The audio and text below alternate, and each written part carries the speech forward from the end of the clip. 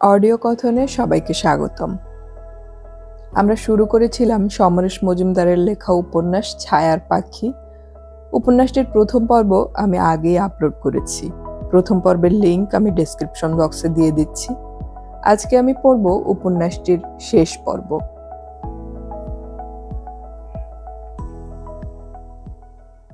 এসব অনেক বছর আগের কথা। মাস 6 বাদে যখন গেলাম তখন দেবু আমার সঙ্গে দেখা করতে আসেনি। কিন্তু তপন বলল, দেবুর ব্যাপারটা শুনেছিস? না তো, কি হয়েছে? ওর কাজকর্ম সব ডকে উঠবে। কেন? দিনরাত মদ খাচ্ছে। দেবু মদ খাচ্ছে? চমকে উঠলাম। ওর বউ ওই বাড়িতেই আলাদা থাকে, এখানকার স্কুলে কাজ নিয়েছে, নিজে রান্না করে খায়। দেবুর সঙ্গে সম্পর্ক নেই বললেই চলে। ওকে কোথায় পাওয়া যাবে? বীরপাড়ার কাছে একটা কনস্ট্রাকশনের কাজ পেয়েছিল, সাইডেই পড়ে থাকে। খবর নিয়ে বাস ধরে চলে গেলাম। পিচের রাস্তা থেকে অনেকটা হাঁটার পর নির্জনে ওর কাজের জায়গা। লক্ষ্য করলাম কোথাও কোনো কাজকর্ম হচ্ছে না। একটা কাজের লোক আমাকে যে ঘরটায় নিয়ে গেল সেখানে রেডিওতে বিবিধ ভারতী বাজছে। লোকটা ডাকলো, সাব এক আদমি আয়া হ্যায়, বোলাও ইহা।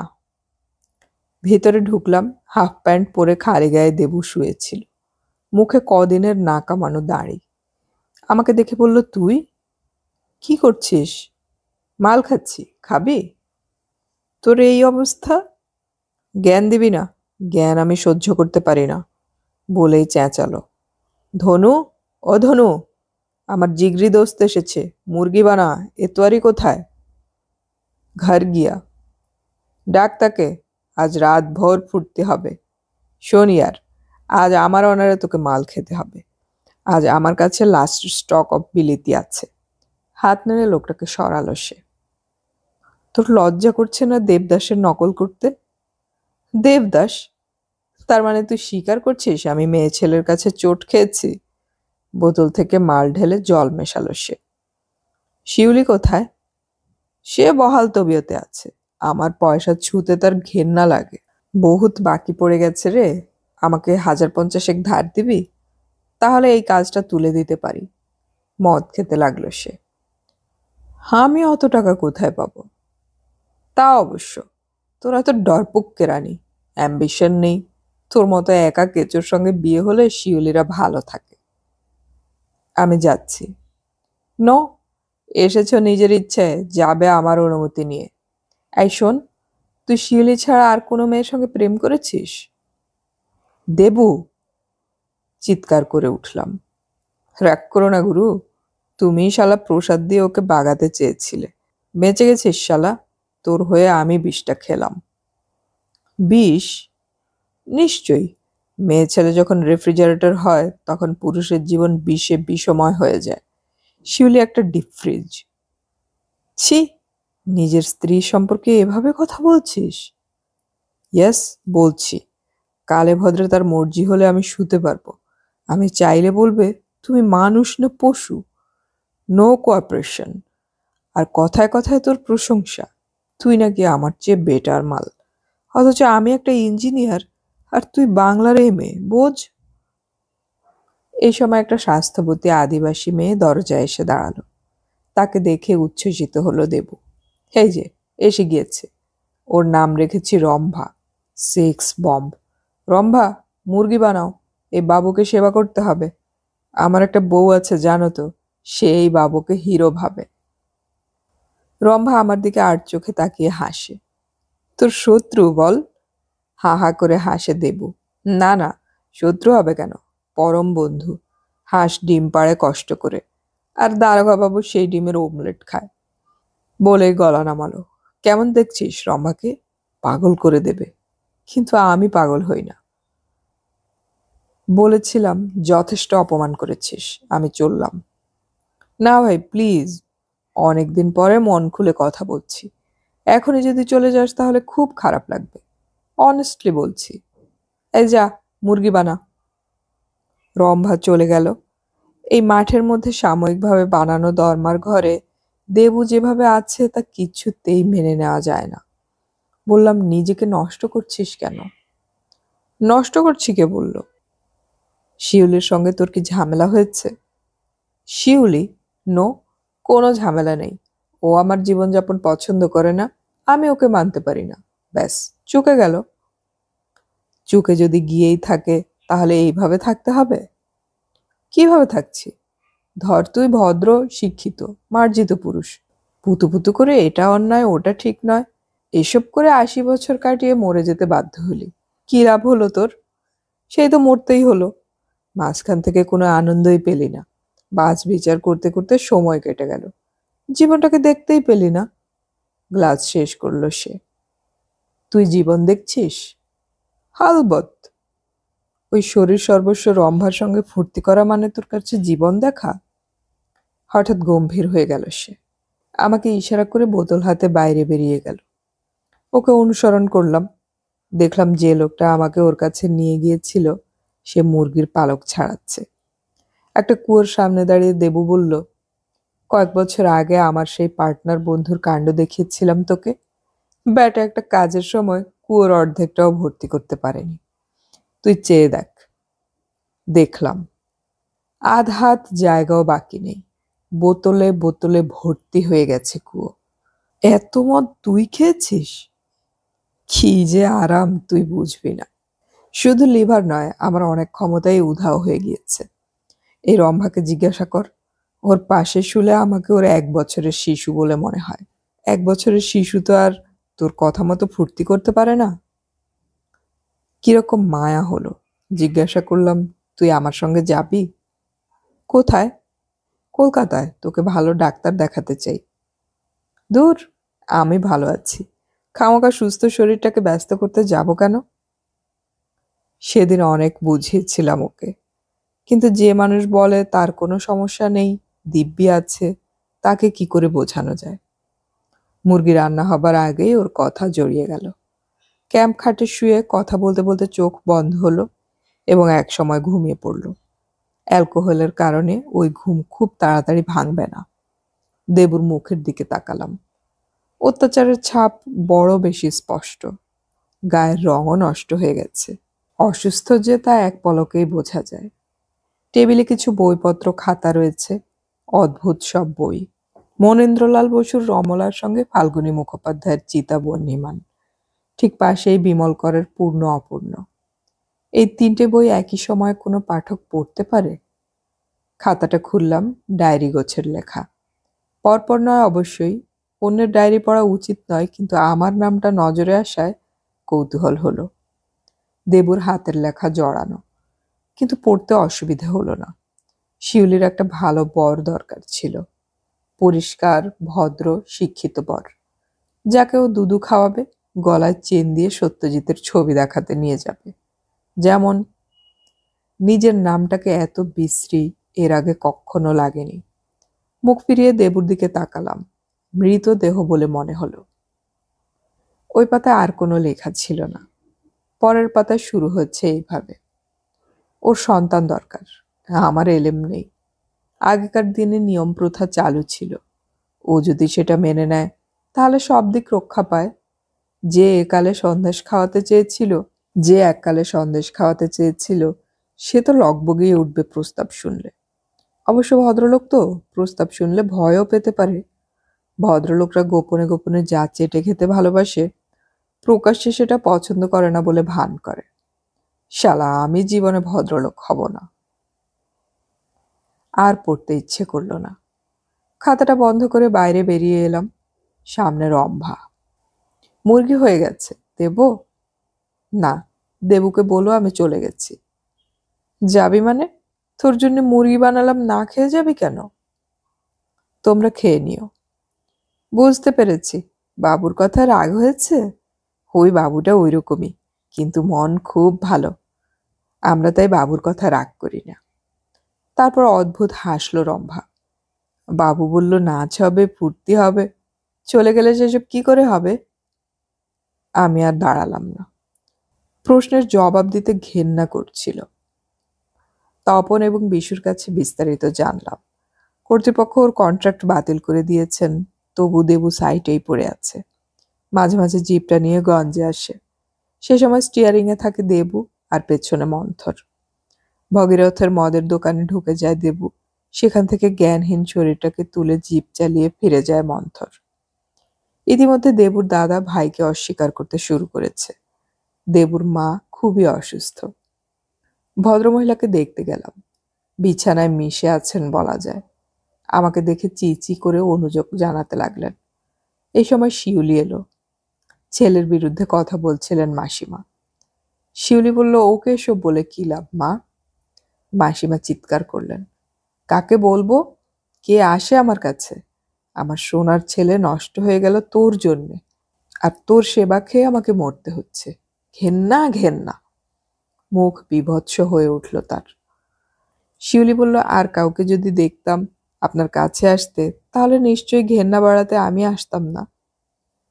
মাসিমা বললেন, স্বামী পুরুষ মানুষ, পুরুষরা তো অন্যায় করবেই। মেয়ে মানুষের কি উচিত তার সঙ্গে পাল্লা দেয়া বল? শিউলি বলল, ঠিক আছে, এসব চিন্তা ছেড়ে ঠাকুরের নাম করুন। ডাক্তার বলেছেন এমন করলে ওষুধ কাজ করবে না। আপনি আসুন। শিউলির সঙ্গে বেরিয়ে এলাম। চাতালে দাঁড়িয়ে সে বলল, কেমন লাগছে? মানে? এই যে জীবন দেখছেন, আমার সুখ। সুখ? আপনি তো তাই চেয়েছিলেন। আমি? কি বলছো? কেন, আপনি আমাকে চাননি? সন্দেশ খাওয়াতে না পেরে পরের দিন আমাকে দেখার জন্য কারবালা বাগানে ছোটেননি? আপনার সেবা করিনি বলে আফসোস হয়নি আপনার? আপনার বন্ধুকে বিয়ে করেছি বলে বউ ভাতে আসেননি? সত্যি নয়? এসব কে বলেছে তোমাকে?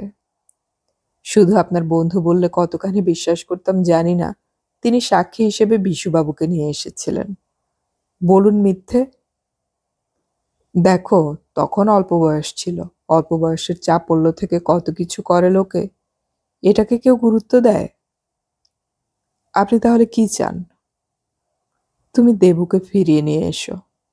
কেন? তাতে আপনার কি লাভ? ও বেঁচে যাবে। এভাবে থাকলে মৃত্যু অনিবার্য। আপনি যান, আর কোনো কথার দরকার নেই। আমি চলে এসেছিলাম। এসব ঘটনা এখন ছায়াছবির মতো চোখের সামনে। ড্রাইভার জিজ্ঞাসা করলো, স্যার, জলপাইগুড়ি শহরে ঢুকবেন? না। চা বাগানে কি কেউ থাকেন? আত্মীয় বলতে কেউ নেই। বাবা অবসর নেবার পর শহরে চলে এসেছিলেন। তবে কিছু বন্ধু বান্ধব তো আছেই। গেলে আশ্রয় দিতে আপত্তি করবে বলে মনে হয় না।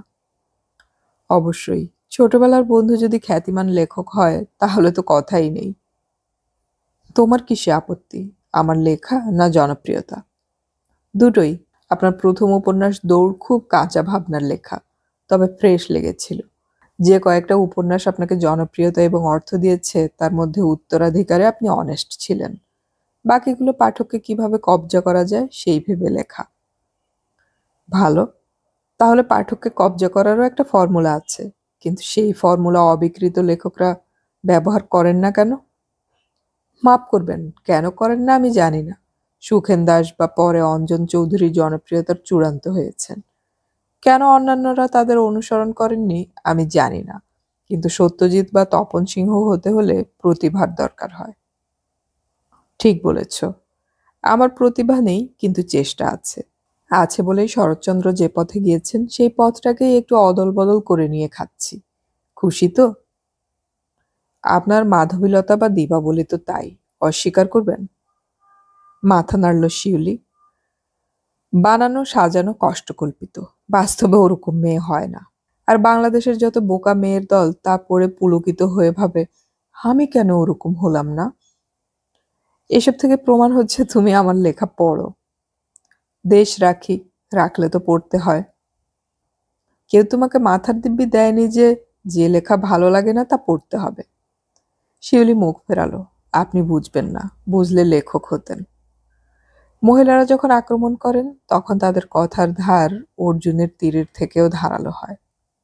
নীলকণ্ঠ হওয়া খুব কঠিন, কিন্তু সেটা একবার হতে পারলে সেই আক্রমণ সামলানো যায়। আমি আর কথা বললাম না। দেখতে দেখতে ময়নাগুড়ি বাইপাস হয়ে জল ঢাকা নদী ডিঙিয়ে ধূপগুড়ি হয়ে ট্যাক্সি চা বাগানের কাছে চলে এলো। জিজ্ঞাসা করলাম, তুমি তো দেবুদের বাড়িতেই যাবে। সেখানে ছাড়া আর কোথায় যেতে পারি? তুমি অযথাই আমার উপর রেগে যাচ্ছ। আপনি ইচ্ছে করলে এখানে কোথাও আমাকে নামিয়ে দিতে পারেন। এখানে? এই জঙ্গলে? হ্যাঁ, আমি একটা বাস ধরে চলে যাব। তাতে ৫ জন জানতে পারবে না আমি আপনার সঙ্গে এসেছি। এতে আপনার সম্মানও অক্ষুণ্ণ থাকবে। শিউলি হাসল। কথাটা যে আমার মনে আসেনি তা নয়। আমি ওখানে গেলে সবাই জানতে পারবে। ওই যাওয়াটা একরকমের। সঙ্গে শিউলি থাকলে সবাই বিস্মিত হবে। দেবুর যতই দোষ থাকুক, তাকে ছেড়ে চলে যাওয়া কলকাতার মেয়ে মৃত্যু সংবাদ পেয়ে আবার আমার সঙ্গে ফিরে এসেছে, এ খবর অনেকের জিভে সুরসুরি দেবে। মনেই এসেছিল, কিন্তু সেটাকে সরিয়ে দিয়েছিলাম। শিউলি সেই কথাটাকে কি করে খুঁজে পেল জানি না। দেবুদের বাড়িটা গত ২০ বছরে অনেক বদলেছে। আগে বড় কাঠের বাড়ি ছিল, এখন দুটো ইট সিমেন্টের বাড়ি হয়েছে তার জায়গায়। ট্যাক্সি থেকে নেমে শিউলির সঙ্গে ওদের গেটের দিকে এগিয়ে গেলাম। শিউলির মাথা নিচু, বাড়ির বউ বলে মনে হচ্ছে না। দেবুর বড়দা সামনে দাঁড়িয়ে, মাথায় টাক পড়েছে। অশৌচের কোনো চিহ্ন তার শরীরে নেই। কি ব্যাপার যেন বলতে হয়, তাই বললেন ভদ্রলোক। বললাম, দেবুর খবরটা? হ্যাঁ, হতোই, অনেক আগেই হতে পারত, দেরিতে হয়েছে এই যা। পাশাপাশি দুটো বাড়ি, বোঝাই যাচ্ছে ভাগাভাগি হয়েছে। শিউলি হয়তো বুঝতে পারছিল না কোন দিকে যাবে সে। বড়দা বললেন, তুমি কি এখানে থাকতে এসেছ? না, আমি মালদায় আছি, কয়েকদিনের মধ্যেই ফিরে যাব। ও, তোমার বৌদি ওই বাড়িতেই আছেন, গিয়ে দেখা করো। শিউলি আমার দিকে তাকালো। আপনি কোথায় উঠছেন? বললাম, দেখি ইন্সপেকশন বাংলোতে জায়গা পেলে ওখানেই উঠব। সে ভেতরে গেল। বড়দা জিজ্ঞাসা করলেন, বৌমার সঙ্গে কোথায় দেখা হলো?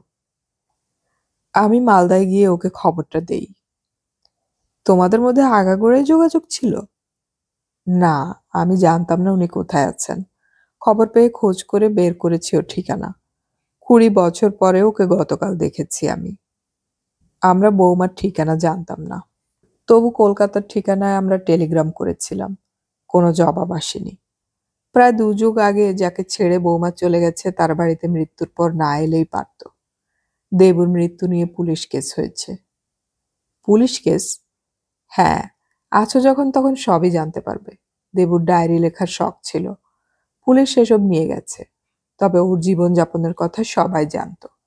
তাই ওর মৃত্যু নিয়ে কেউ বেশি দিন মাথা ঘামাবে বলে মনে হয় না। এসো এবার। এই চা বাগানে আমি জন্মেছি, গঞ্জে বড় হয়েছি।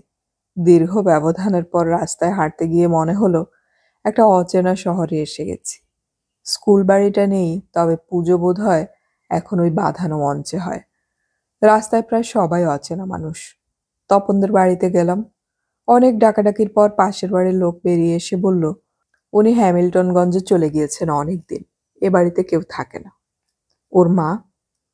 তিনি মারা গিয়েছেন অনেক আগে, বউ ছেলে নিয়ে হ্যামিল্টনগঞ্জেই আছেন। আমি নিজের পরিচয় দিলাম তপনের বন্ধু হিসেবে। কিন্তু লোকটি বলল, ও আচ্ছা, আপনি তো গল্প লেখেন, লাইব্রেরিতে আপনার বই পাওয়া যায়। কিন্তু জানেন, ডিপোজিট না দিলে বই পাওয়া যায় না। অত মোটা মোটা বই লেখেন কেন? বিশুকে পেয়ে গেলাম চৌমাথায়। মিষ্টির দোকান করেছে সে। প্রচণ্ড মোটা হয়ে গেছে।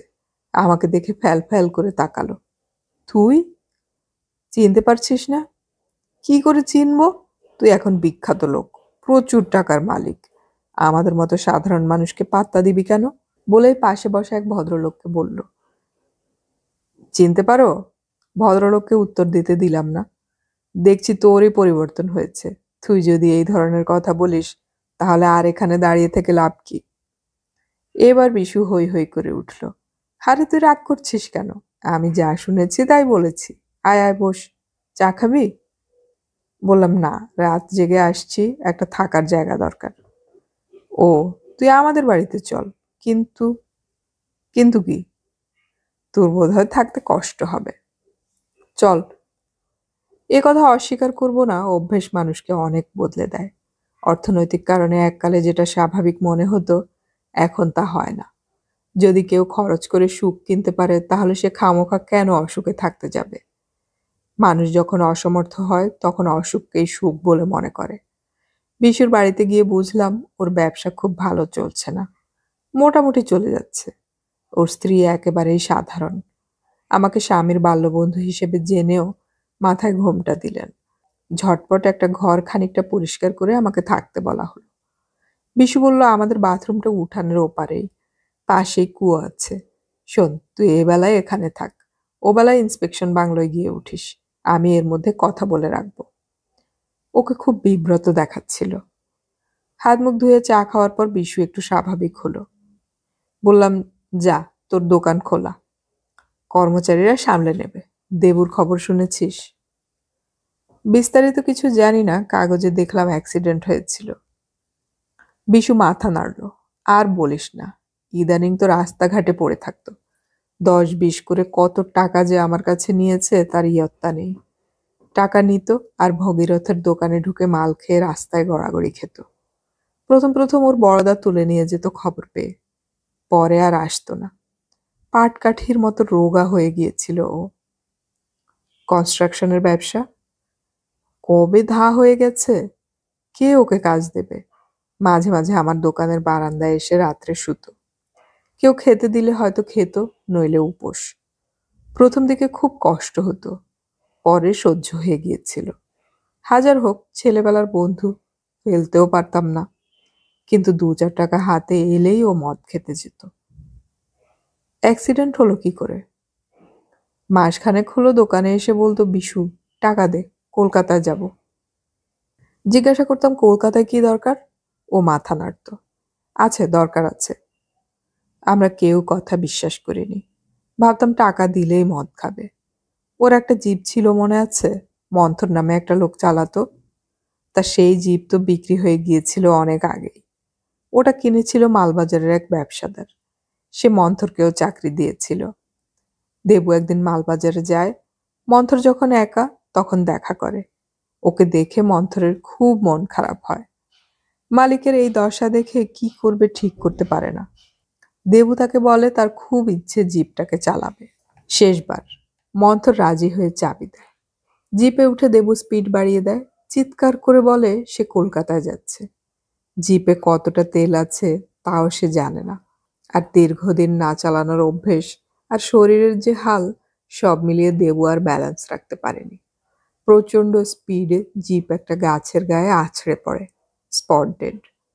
বিশু একটানা বলে নিঃশ্বাস নিল। ভালোই হয়েছে, ওর জন্য তো কেউ কাঁদার ছিল না।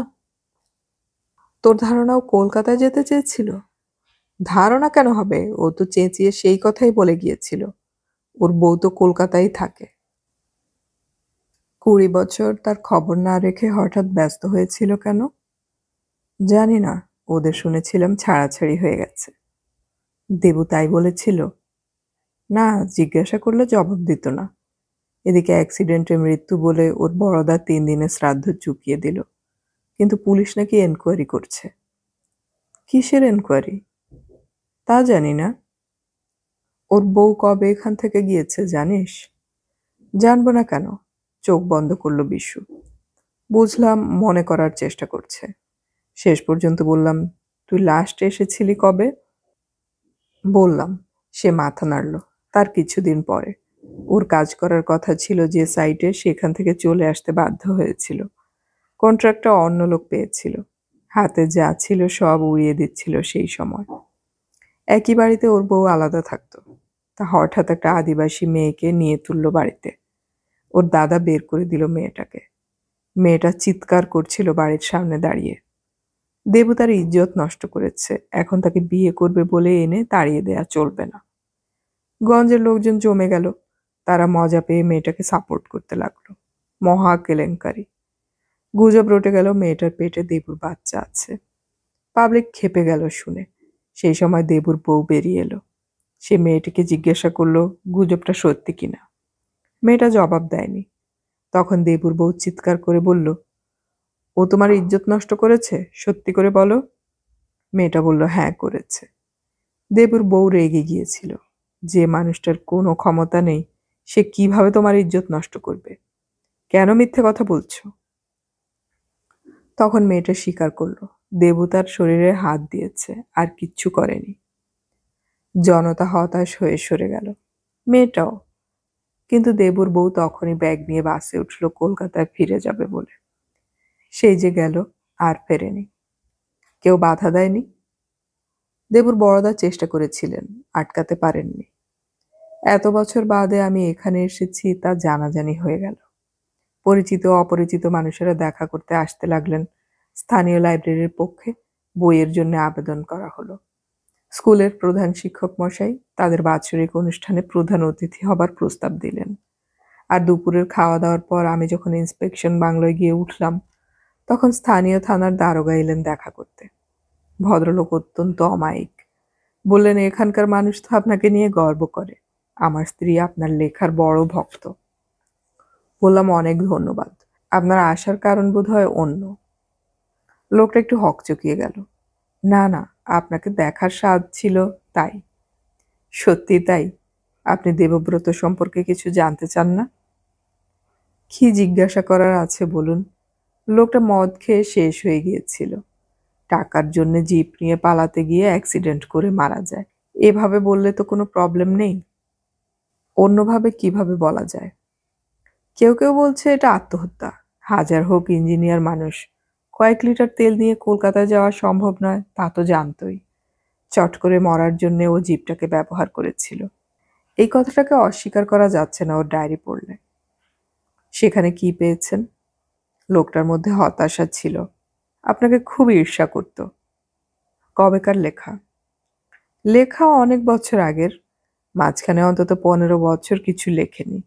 মারা যাওয়ার 1 মাস আগে লিখেছে। আমাকে কলকাতায় যেতেই হবে। পুরো ব্যাপারটার একটা ফয়সালা বেঁচে থাকতেই করে যেতে চাই। কিসের ফয়সালা? তা লেখেনি। আপনি জানেন? না, ওর স্ত্রীও জানেন না। তার সঙ্গে কথা বলেছেন নাকি? হ্যাঁ, ও বাড়িতে গিয়েছিলাম। আপনারা তো একসঙ্গেই এসেছেন। এখন কি করতে চান? বুঝতে পারছি না। আচ্ছা, লোকটা যখন মদ খেয়ে রাস্তাঘাটে পড়ে থাকতো, নিয়মিত যার খাবার জুটতো না, তার জন্য তখন দরদ দেখাননি কেন? ওই তো ট্র্যাজেডি। আমরা তখন ঠুটো জগন্নাথ। সেই লোকে যদি ক্রাইম করে তাহলে জেলে পুরে দুবেলা পেট ভরে খেতে দেই। আপনি আমাকে কি করতে বলেন? ছি ছি, আপনার মতো নামী লোককে আমি কিছু করতে বলতে পারি? বন্ধুর মৃত্যুর খবর পেয়ে আপনি এসেছেন, এটা কত বড় কথা। আচ্ছা, আপনি কিভাবে খবরটা পেলেন? কে জানালো? কাগজে অ্যাক্সিডেন্টের খবর বেরিয়েছিল, কিন্তু সেখানে তো কোনো নাম ছিল না। ইঞ্জিনিয়ার এবং নেশার কথা থাকায় সন্দেহ হয়েছিল। তার মানে আপনি জানতেন দেবুবাবু আত্মহত্যা করতে পারে। আপনি আমাকে দিয়ে কি বলাচ্ছেন? কিছু না স্যার, এই কেস নিয়ে এগোবার কোনো কারণ নেই। আপনি কবে যাচ্ছেন? দারোগা উঠে দাঁড়ালেন। হয়তো কালই। তাহলে এটা রেখে দিন। ফাইল যখন বন্ধ করে দিয়েছি তখন এটাকে আমার কাছে রাখার কোনো মানে হয় না। বরং আপনার কাছে থাক। লেখক মানুষ, কিছু মাল মশলা পেয়েও যেতে পারেন। আচ্ছা, নমস্কার। ব্যাগ থেকে সেই খাতাটা বের করে আমার সামনে রেখে চলে গেলেন তিনি। স্তব্ধ হয়ে বসেছিলাম কিছুক্ষণ। একসময় বাইরে বেরিয়ে চৌকিদারকে ডেকে বলে দিলাম, কেউ এলে জানিয়ে দিতে আমার শরীর খারাপ, দেখা করব না। শরীর ক্লান্ত ছিল, কিন্তু ঘুম পাচ্ছিল না। দেবু কলকাতায় যেতে চেয়েছিল কেন? এখান থেকে কলকাতার অর্ধেকটা পথ মালদহ। ও কি জানতো না শিউলি মালদহে থাকে? তারপরেই মনে হলো, ওকে আমার সঙ্গে দেখা করতে চেয়েছিল। কেন? পুরো ব্যাপারটার কোনো ফয়সালা সে বেঁচে থাকতে করে যেতে চেয়েছিল। এর উত্তর আর কখনোই পাওয়া যাবে না। শিউলির খবর অনেকক্ষণ পাইনি। এত বছর বাদে তাকে সবাই কিভাবে নিয়েছে? স্বামী জীবিত থাকতে যে সম্পর্ক ছিন্ন করে চলে গিয়েছিল, তাকে স্বামীর মৃত্যুর পর শ্বশুরবাড়ির লোকেরা নিশ্চয়ই বরণ করে নেবে না। সেক্ষেত্রে ও এতক্ষণ সেখানে কিভাবে আছে? শিউলির খবর নেবার জন্য যখন ব্যস্ত হয়ে উঠলাম, তখনই দারোগার কথা মনে পড়ল। উনি শিউলির সঙ্গে কথা বলে এসেছেন। তেমন অসুবিধে হলে শিউলি ওখানে থাকার মেয়ে নয়। এর মধ্যে কয়েকজন ভিজিটার এসেছিল। চৌকিদার তাদের ফেরত পাঠিয়ে দিল। আমি খাতাটা টেনে নিলাম। বাঁধানো খাতা, ডায়েরি বলা চলে না। একই খাতায় দেবু বছরের পর বছর যা মনে এসেছে তাই লিখেছে। এই খাতা আমি আগে দেখেছি যখন ওর ক্যাম্পে গিয়েছিলাম। একটা মানুষ পৃথিবী ছেড়ে চলে গিয়েছে, কিন্তু তার জ্বালা রেখে গেছে লাইনে লাইনে ছড়িয়ে। পাতা উল্টাতে লাগলাম। শিউলির একটা ভালো বর দরকার ছিল, পরিষ্কার, ভদ্র, শিক্ষিত বর, যাকে ও দুধু খাওয়াবে, গলায় চেন দিয়ে সত্যজিতের ছবি দেখাতে নিয়ে যাবে। যেমন, তারপরেই নজরে পড়ল ওর সন্তান দরকার। আমার এলেম নেই। ঠোঁট কামড়ালাম। ওর যে এলেম নেই তা শিউলি জানতো বলে একটা বিরাট বদনামের হাত থেকে ওকে বাঁচাতে পেরেছিল। কিন্তু বাঁচিয়ে কি লাভ হয়েছিল শিউলির? অথবা বেঁচে যাওয়ার পর দেবুর? কিচ্ছু না। দেবু যে আমাকে শিউলির সন্তানদাতা হিসেবে নিয়োগ করতে চেয়েছিল, ডায়েরির লেখা থেকে বোঝা যাচ্ছে। তাতেও সে স্থির ছিল না। আমার মধ্যে তথাকথিত ভদ্রলোক আবিষ্কার করেছিল সে। দেবু যদি আমাকে অনুরোধ করত, তাহলে কি আমি রাজি হতে পারতাম? যদি সে বলতো, তুই শিউলিকে সন্তান দে, তাহলে আমাদের সংসার সম্পর্ক বেঁচে যাবে, তাহলে আমি কি করতাম? দেবু ঠিকই লিখেছে। আমার সৌজন্য বা ভদ্রতা বোধ আড়াল হয়ে দাঁড়াতো। ওর প্রস্তাব শুনে আমি কখনোই শিউলির সামনে গিয়ে দাঁড়াতে পারতাম না। কিন্তু কিন্তু দেবুকে না জানিয়ে যদি শিউলি আমার সঙ্গে গোপন সম্পর্ক গড়ে তুলতো, যদি আমাকে তার ভালোবাসার কথা জানাতো, তাহলে পৃথিবীর তাবৎ প্রেমিক প্রেমিকার মতো আমরা সব কিছু করতে পারতাম। দেবু যেটাকে গোপনে চেটে খাওয়া বলেছে, ব্যাপারটা সেরকমই দাঁড়াতো। শিউলি চলে গেল। রম্ভা যে এমনভাবে আমাকে ফাঁসাতে চাইবে আমি ভাবিনি। সে আমার ক্যাম্পে যাওয়ার পর থেকেই রম্ভার ব্যবহার বদলে গিয়েছিল। উল্লুকটা একই সঙ্গে শিউলি এবং রম্ভাকে পটিয়েছে। কিন্তু রম্ভাকে লেলিয়ে দিল কে? সেই মাল তো এখন কলকাতায়।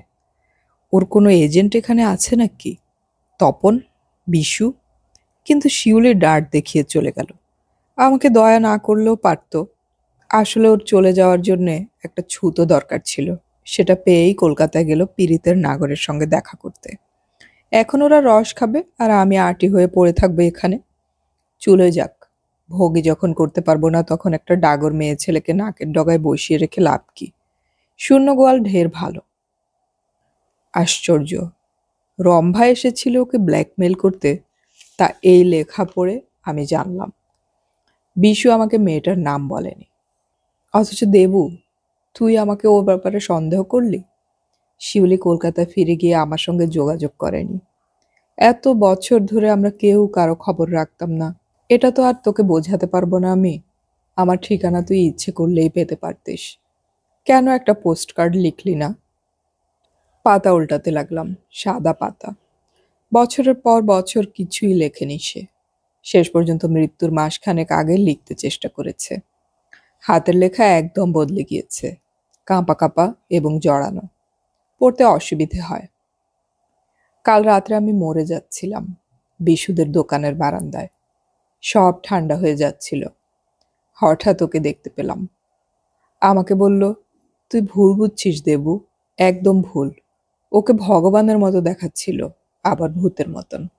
শালা বেঁচে আছে কিনা কে জানে। মরে গেলে আত্মা শুনেছি ওইভাবে কথা বলে যায়। আমাকে কলকাতায় যেতে হবে, যেমন করেই হোক।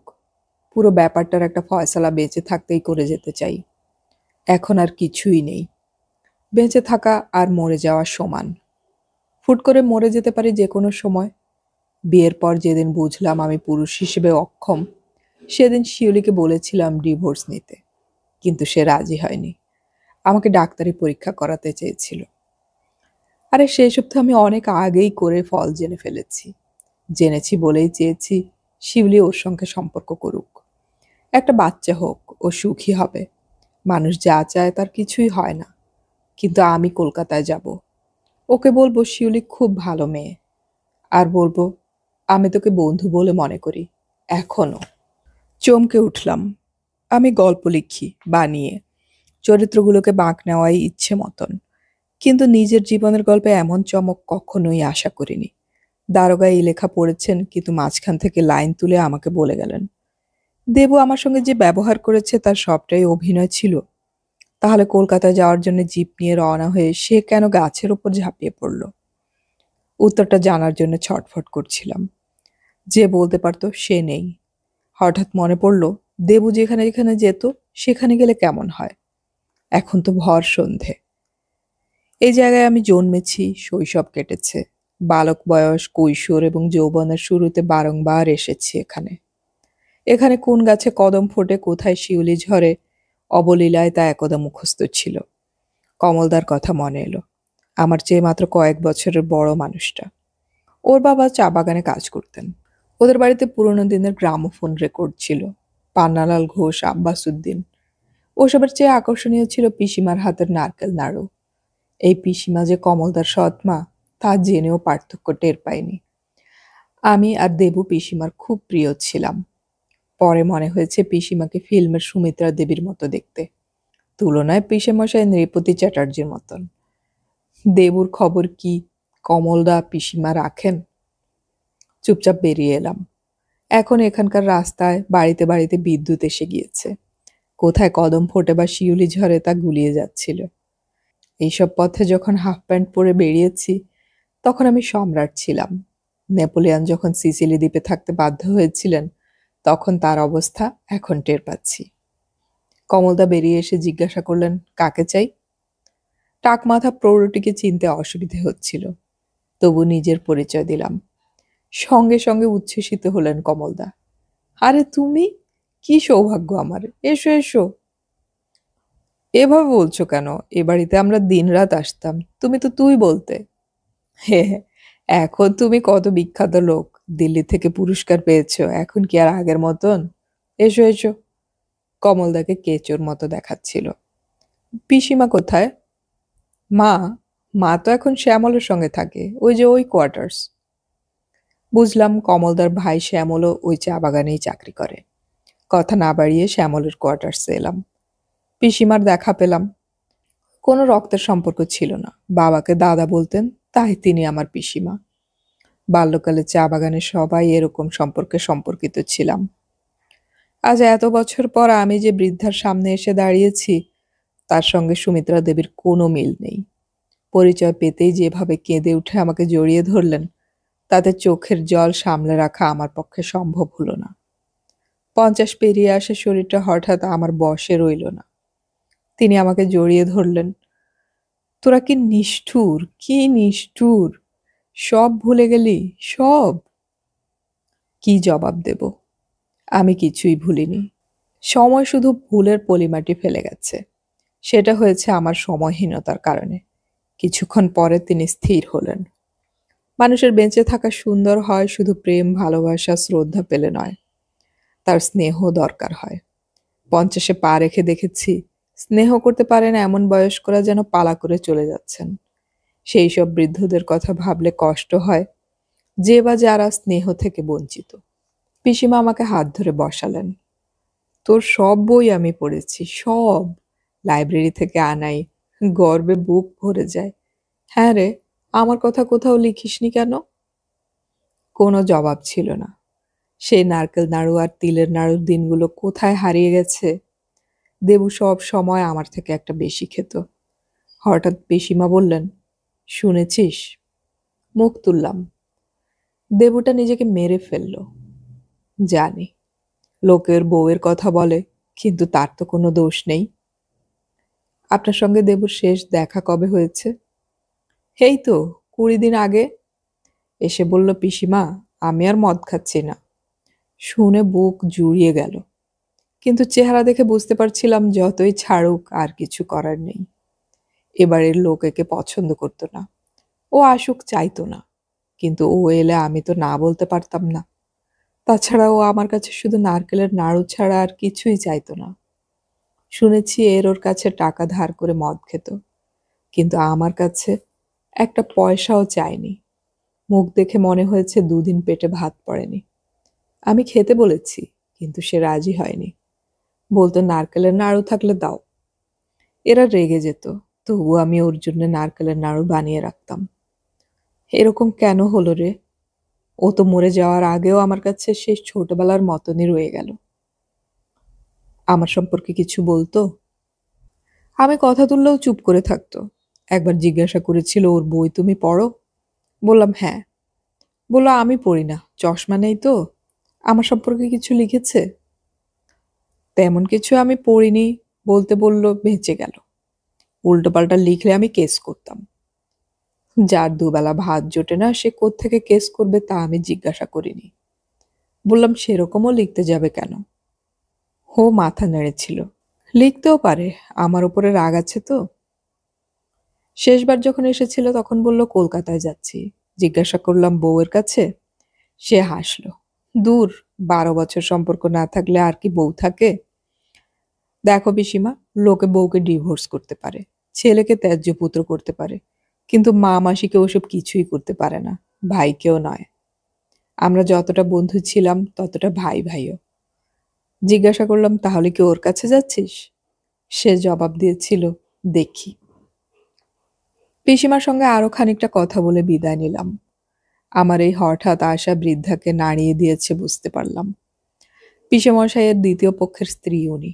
তখনই ওর তুলনায় পিসেমশাইকে বেশ বৃদ্ধ বলে মনে হতো। অথচ কি হাসি খুশি ছিলেন মহিলা। শেষবার বললেন তোর সঙ্গে কি আর আমার দেখা হবে? কার টানে এখানে আসবি?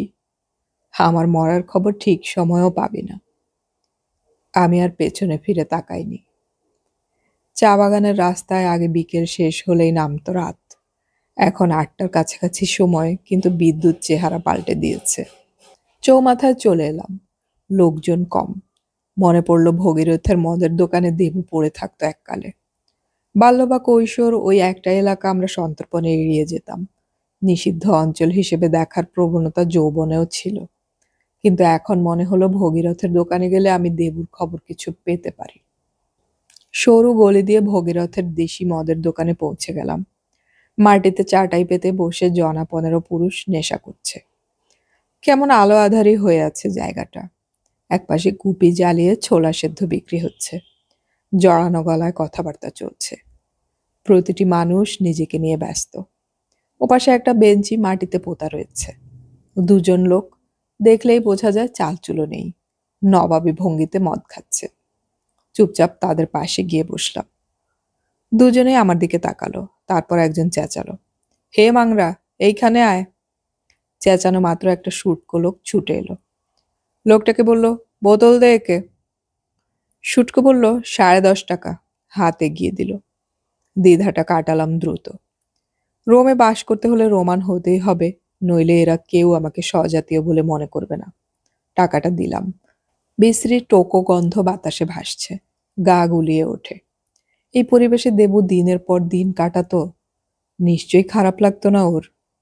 ও যেটা এত বছর পেরেছে, আজ আমি একটা দিন পারবো না কেন? দাদার চেহারাটা নতুন মনে হচ্ছে। পাশের লোকটা জিজ্ঞাসা করলো, হ্যাঁ, এখানে এই প্রথম এলাম। কোনো ঠেকে যাওয়া হয়? উত্তরটা দিতে গিয়ে সামান্য হাতড়াতে হলো। মালবাজার। ও, ওইদিকে। আমাদের এই ঠেকের একটা সুনাম আছে বুঝলেন। 2 নম্বরই মাল পাবেন না।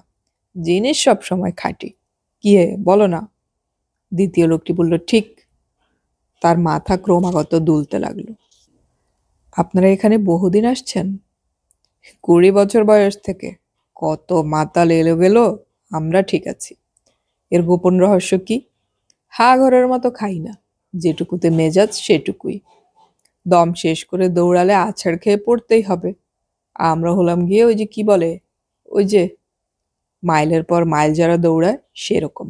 নিন, শুরু করুন। লোকটা ইশারা করলো। শুটকো লোকটা তখন বোতল দিয়ে গেছে। এখানে গ্লাসের বালাই নেই। এদের সঙ্গে তাল মেলাতে হলে আমাকে কয়েক ঢোক খাওয়া উচিত। কিন্তু এই কি গলা দিয়ে নামবে? নিঃশ্বাস বন্ধ করে গলায় ঢাললাম। এরকম বিদিকিচ্ছিরি অনুভূতি আমার কখনো হয়নি। দুর্গন্ধ এবং উত্তাপ সমস্ত শরীরে ছড়িয়ে পড়ল। কিরকম লাগছে? ভালো। ভালো বলতেই হবে। একবার এক সাহেব এসেছিল এখানে। বোতল খেয়ে বলল, কোথায় লাগে আমাদের দেশের মদ, হে তো অমৃত। একটা কথা বলে শুনুন, এই মদ খেলে পুরুষের চরিত্র অক্ষুণ্ণ থাকে।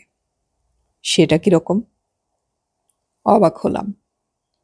লোকে বলে মদ খেলে মেয়ে মানুষের দরকার হয়। কোন মদ? না, বিলেতি মদ। কিন্তু আমাদের এই মদ খেয়ে কেউ মেয়ে ছেলের ধান্দা করে না। দেখুন না, এখানে এত বছর ভগীরথের দোকান চলছে, কিন্তু কাছাকাছি তো দূরের কথা, 20 মাইলের মধ্যে কোনো বেশ্যাপাড়া নেই। কোনো মাতাল রাস্তায় নেমে মেয়েদের অসম্মান করে না। শেষ করুন। করলাম। এবার অনেকটা সয়ে গেল। শেষ হওয়া মাত্র শুটকো ছুটে এলো। 10 টাকা 8 আনা। বললাম না থাক। লোকটা বললো, এই রে, তার মানে দাদার মাল খারাপ লেগেছে। ছি ছি ছি। বললাম না না, আচ্ছা নিয়ে এসো। টাকা নিয়ে শুটকো লোকটা চলে গেল। কান গরম, শরীরে হাওয়া বইছে। কায়দা করে জিজ্ঞাসা করলাম, এখানকার একজন মালবাজারে খেতে যেত, দেবুবাবু। মরে গেছে। লোকটি হাত নাড়ল। অনেক আগেই মরতো, কি করে যে বেঁচে ছিল সেইটাই রহস্য। ও মাল খেত না, মাল ওকে খেত। কতবার বলেছি, দেবু, সবকিছুর একটা নিয়ম আছে, নিয়ম ভাঙিস না। কে শোনে কার কথা? লোকটা কিরকম ছিল? এই মরেছে, শাহজাহান। বউ মরার পর মিনার বানালো, প্রেমিক হয়ে গেল। সেটা করতে গিয়ে কত মানুষের ওপর অত্যাচার করেছে তার হিসেব জানেন? লোকে বলতো বউ পালিয়ে গিয়েছে বলে দেবু মদ খায়। কিন্তু এই বেঞ্চিতে যেখানে আপনি বসেছেন সেখানে বসে দেবু আমাকে বলেছে ওসব বাজে কথা। বউকে ও নিজেই মেরে ফেলতে চেয়েছিল, পারেনি। শেষ পর্যন্ত একটা কামিনকে টাকা দিয়ে সাজিয়ে গুজিয়ে কথা শিখিয়ে নিজের বাড়িতে নিয়ে গিয়েছিল সে। সেই কামিন কথা মতো ওর নামে দুর্নাম দিতে রেগে মেগে বউ বাপের বাড়ি চলে গেল। দেবুও বেঁচে গেল। হ্যাঁ হ্যাঁ করে হাসতে লাগলো লোকটা। আমি তাজ্জব। রম্ভাকে দিয়ে অভিনয় করিয়েছিল দেবু, কিন্তু ও বউকে সরাতে চেয়েছিল কেন? ওর বউ আরেকজনকে ভালোবাসতো। কাকে? তা জানি না মশাই, এসব অনেক আদ্যিকালের ঘটনা। একসময় আমি দেবুকে অনেক মাল খাইয়েছি। তখন খাওয়াতাম ভয়ে, কি মেজাজ ছিল তার! কথায় কথায় রক্ত গঙ্গা বইয়ে দিত। পরের দিকে যখন প্রায় ভিখিরি হয়ে গেল, এখানেও ঢুকতে দেওয়া হতো না। তখন মাঝে মাঝে দয়া দেখাতাম। আপনি কখনো কাউকে দয়া করে মাল খাইয়েছেন? না। আমার শরীর ভারী বলে মনে হচ্ছিল। লোকটা মাংরাকে ডাকলো, দুটো বোতল দে। সঙ্গের লোকটি চুপচাপ বসেছিল, সে সোজা হলো। প্রথম লোকটি তাকে ধমকালো, তোমার কটা হয়ে গিয়েছে? আর একটা বলেছি দাদার জন্যে। আমার জন্যে কেন? না না, আমি খাবো না। এখানে কোনো বাড়িতে বউ রেখে এসেছেন? না তো। তাহলে চিন্তা কি, খান। নেশা হবে অথচ পা টলবে না। খিদেও থাকতে হবে, তবেই আসল মৌজ পাবেন। অনেক মাতাল আছে যারা মদ খাওয়ার পর খাবার খেতে পারে না। দু চক্ষে তাদের দেখতে পারি না। নতুন বোতল শুরু করলেন তিনি। তবে হ্যাঁ, লোকটা মারা যাওয়ার আগে অন্তত মাসখানেক কি 5 সপ্তাহ মদ খায়নি। টাকা ছিল না তাই? না না, একদিন দেখলাম পেট্রোল পাম্পের সামনে বসে আছে। আমায় দেখে বলল, দাদা 10টা টাকা চাঁদা দেবে, কলকাতায় যাব। এইসব কায়দা তো আমার জানা। বললাম ভাগ। সে পেছন পেছন এলো। বিশ্বাস করো, কলকাতায় যেতেই হবে আমাকে। এখানে গিয়ে ক্ষমা না চেয়ে আসা পর্যন্ত আমার নিস্তার নেই। বললাম, টাকা নিয়ে তো মদ খাবি, চল আমার সঙ্গে, আমি খাওয়াচ্ছি। আমি বললে ভগীরথকে ঢুকতে দেবে। কিন্তু সে দাঁড়িয়ে পড়ল। আমি তো আর মদ খাবো না। বললাম, তাই নাকি? ভূতের মুখে রাম নাম। মদ খেলে টাকাও দেব, যাবি? কিন্তু সে দাঁড়ালো না, ফিরে গেল। আমি তো অবাক। লোকটা গলায় মদ ঢালল। আহ, হ্যাঁ, মদ খাওয়া ছেড়ে দিয়েছিল। তারপরেও কয়েকদিন ওকে বলেছি, ও রাজি হয়নি। শুধু বলতো আমাকে কলকাতায় যেতে হবে। কেন যাবে জিজ্ঞাসা করেছেন? হ্যাঁ, জবাব দেয়নি। শেষ দিকে ও কোথায় থাকতো? বাড়িতে তো জায়গা ছিল না। যেখানে সেখানে হাফ প্যান্ট ময়লা চিককুটে, 7 দিনে একদিন স্নান। তবে মাঝে মাঝে ওই সেই আদিবাসী মেয়েটা নিয়ে যেত।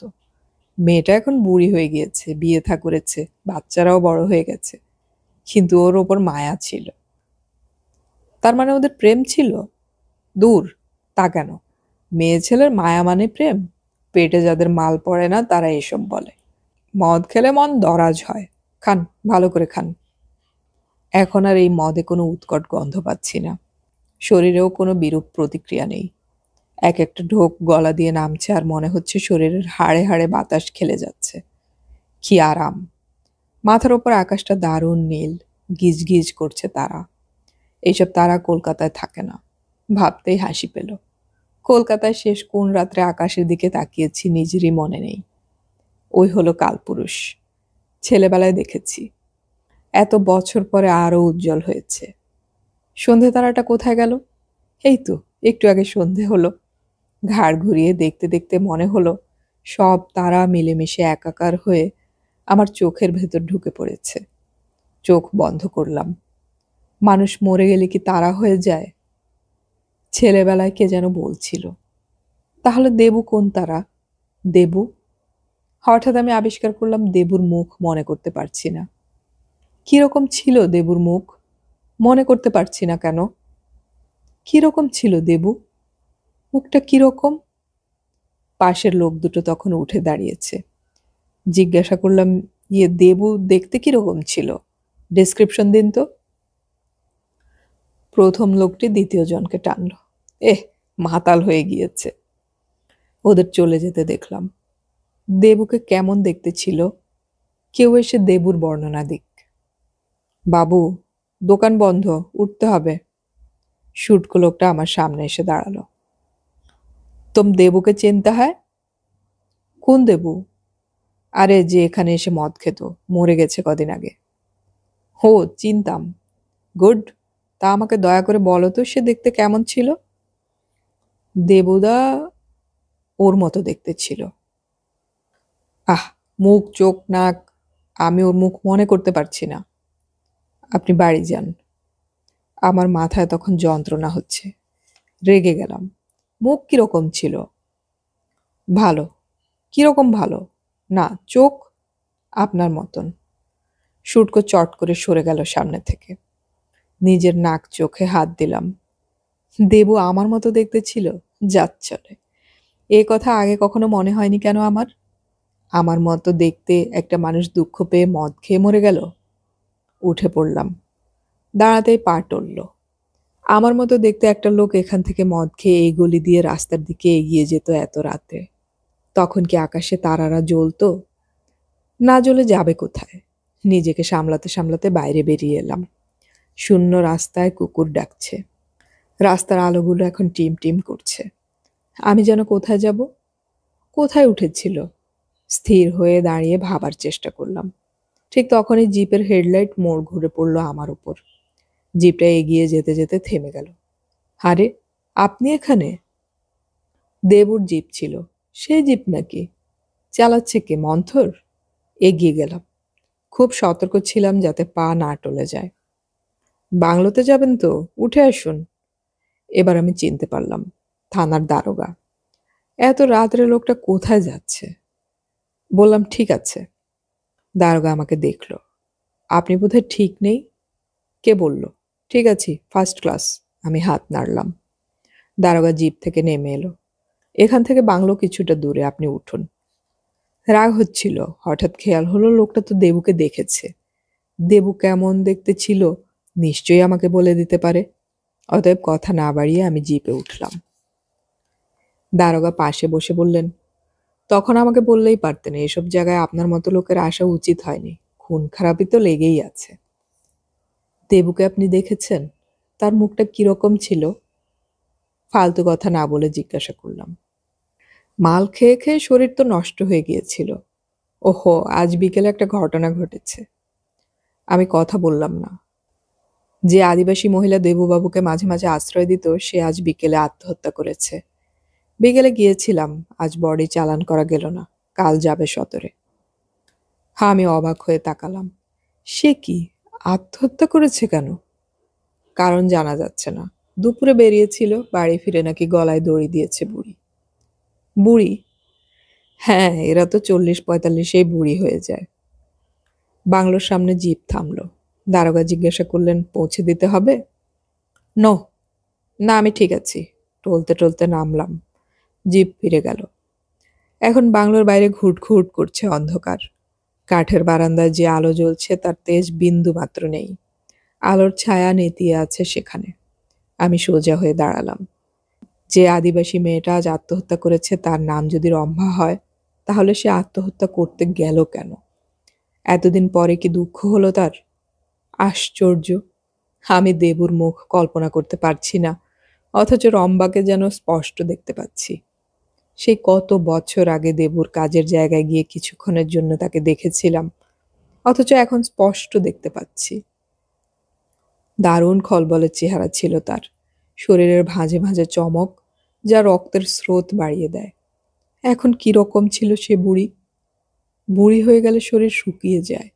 রম্ভার আসল নাম কি? রম্ভার ছেলে মেয়ে স্বামী নিশ্চয়ই কাঁদছে, কিন্তু বেচারা কোন দুঃখে আত্মহত্যা করতে গেল? টলতে টলতে সিঁড়ি বেয়ে উপরে উঠে এলাম।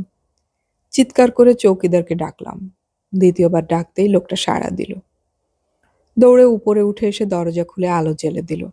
আমি ওকে ইশারা করলাম চলে যেতে। এখন বিছানায় শরীর না এলিয়ে দিলে আমি মরে যাব। খানা দেব স্যার? মাথা নেড়ে না বললাম। চোখ বন্ধ করতেই মনে হলো আমি তলিয়ে যাচ্ছি। অন্ধকার ঢেউ এসে আমাকে নিয়ে যাচ্ছে অতলে। আমার কোনো শক্তি নেই প্রতিরোধ করার। স্যার, খুব ক্ষীণ আওয়াজ কানে এলো। কোনো মতে চোখ মেললাম। আপনার সঙ্গে দেখা করতে এক ভদ্রমহিলা এসেছিলেন। হাত নাড়লাম। ঠিক আছে। ঘর বন্ধ ছিল, আপনি ছিলেন না বলা সত্ত্বেও উনি যাননি। নিচের ভিজিটর্স রুমে বসে আছেন। কি বলবো? লোকটি খুব বিনীত ভঙ্গিতে জিজ্ঞাসা করল। যদি আমার নেশা হয়ে থাকে, যাকে মাতাল বলা হয় তাই যদি হয়ে গিয়ে থাকে, তবু ওই মুহূর্তে আমার মস্তিষ্কের কোনো কোষ মেঘমুক্ত হলো চট করে। উঠে বসলাম। কে? নাম তো বলেনি স্যার। এত রাত্রে? হ্যাঁ স্যার, সঙ্গে ব্যাগ আছে। ডেকে নিয়ে এসো। লোকটি চলে গেলে মনে হলো আমার একটু পরিষ্কার হওয়া দরকার। কোনো মতে বাথরুমে ঢুকে পড়লাম। কল খুলে মুখে ঘাড়ে জল দিলাম, কুলকুচি করলাম, তোয়ালের গায়ে মুখ নিয়ে ঘষলাম। একটু ঠান্ডা হলো শরীর, কিন্তু চোখে ঝাপসা দেখছি সবকিছু। দরজা খুলে ঘরে ঢুকতেই চমকে উঠলাম। শিউলি দাঁড়িয়ে আছে। ওর ব্যাগ নিচে নামিয়ে রেখেছে। শিউলির মুখ নামানো। এভাবে আসতে হলো বলে আমি খুবই দুঃখিত। সন্ধ্যের পর এখান থেকে কোথাও যাওয়ারও উপায় নেই, না হলে আমি আজই ফিরে যেতাম। শিউলি বলল। অনেক চেষ্টা করে গোটা গোটা কথা বললাম। কি হয়েছে? ও বাড়িতে থাকতে পারলাম না। কেউ খবর দিয়েছিল, নইলে সেই আদিবাসী মেয়েটি জানবে কি করে আমি এসেছি। বাড়িতে এসে আমার সঙ্গে ঝগড়া করলো। সন্ধ্যের মুখে শুনলাম সে নাকি আত্মহত্যা করেছে। শোনা মাত্র আপনার বন্ধুর বড়দা আমাকে বললেন চলে যেতে হবে। এবার নাকি ওই আত্মহত্যার তদন্ত করতে পুলিশ আসবে। উনি আর নতুন ঝামেলা চান না। পুলিশ দুপুরে গিয়েছিল? হ্যাঁ, ভদ্রভাবে জিজ্ঞাসা করেছিল, সেটা কিছু নয়। কিন্তু বড়দা বললেন তার ভাইয়ের সঙ্গে ওর কোনো সম্পর্ক নেই, আমাকেও উনি থাকতে দিতে পারেন না।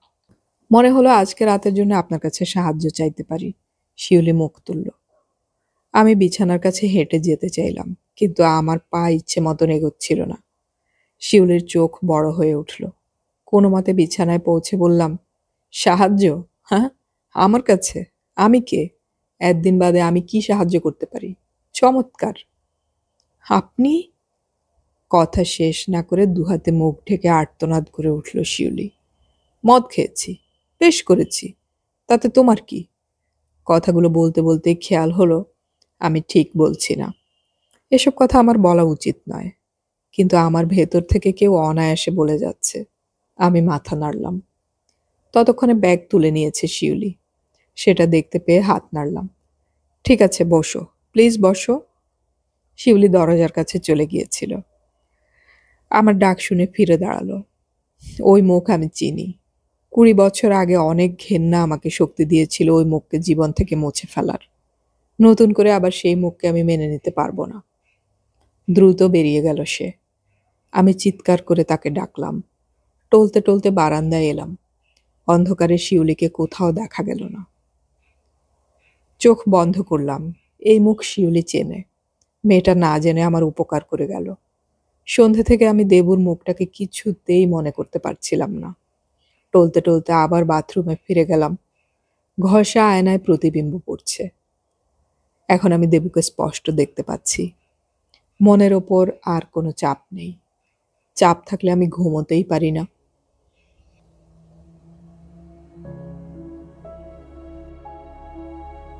এতক্ষণ আমি পড়ে শোনালাম সমরেশ মজুমদারের লেখা উপন্যাস ছায়ার পাখি এর শেষ পর্ব। অডিও কথনে আমাদের গল্প পাঠ ভালো লাগলে চ্যানেলটি সাবস্ক্রাইব করে রাখুন এবং বন্ধুদেরকে শেয়ার করুন। আমাদের গল্প পাঠ আপনাদের কেমন লাগছে তা কমেন্টে অবশ্যই জানাবেন। খুব শীঘ্রই আমরা আরও একটি নতুন উপন্যাস শুরু করতে যাচ্ছি, শোনার আমন্ত্রণ রইল। গল্প পড়ি, গল্প শুনি, বাংলা গল্প ছড়িয়ে পড়ুক সবখানে।